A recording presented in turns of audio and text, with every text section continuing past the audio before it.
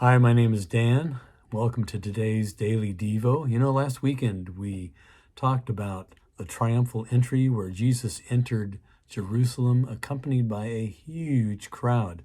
And we see many examples in the Gospels where Jesus attracted very large crowds, and we can learn a lot by the way that he handled them.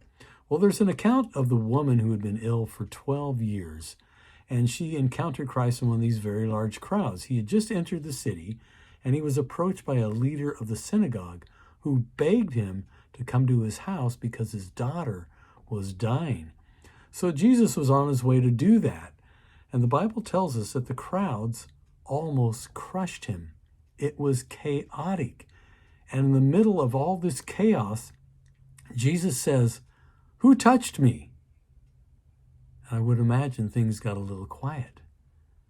And Peter says, of course it was Peter, he says, Master, Lord, the people are crowding and pressing against you.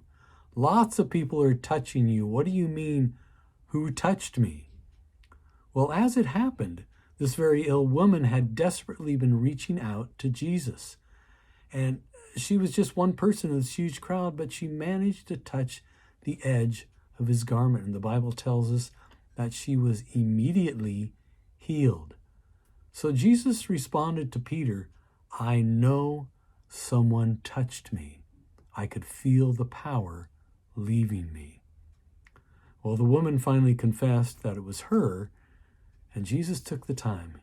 He looked her in the eye and said, "Daughter, your faith has healed you. Go in peace." Now, the goal of the Christian life is to become more and more like Christ. But I don't think my down jacket will ever possess the healing power that the cloak of Jesus possessed on that day. But we can learn things from the way Jesus handled this situation. Number one, remember Jesus had an agenda. He had to go and save that girl before she died. But Jesus was willing to set that agenda aside for just a few minutes to minister to that woman on the street. Secondly, Jesus was overwhelmed by the crowd. They were crushing him, but he was sensitive to the one person who needed encouragement.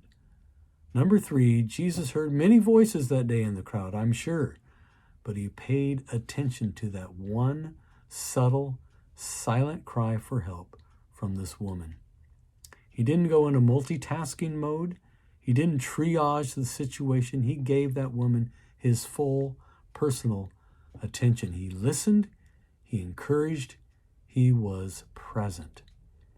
A person who was gifted in this way was Pastor Paul Barton, who, by the way, we will be remembering along with his wife Nelda this Saturday at 11.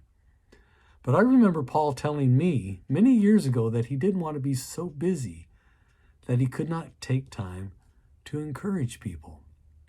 In his younger days, you could see him in a hurry to get to the choir room, but Paul would always stop and talk to the people who wanted to talk to him. Even in his final years and months and days, you could see Paul in the lobby of the church encouraging everyone he came in contact with. So we ask the question, how was Jesus able to have this kind of focus? How was Paul Barton able to be fully present in people's lives? Well, the Bible tells us that Jesus went away by himself to pray to his Father in heaven, to pray to the one who isn't multitasking, but is fully present for each one that prays. Only when we are in the presence of the one who is fully present can we rise above the noise and demands of the crowd and be present and encouraging to those in our lives. Remember today that God is present in your life, and also that he can use you to be present in the life of someone else. Have a great day.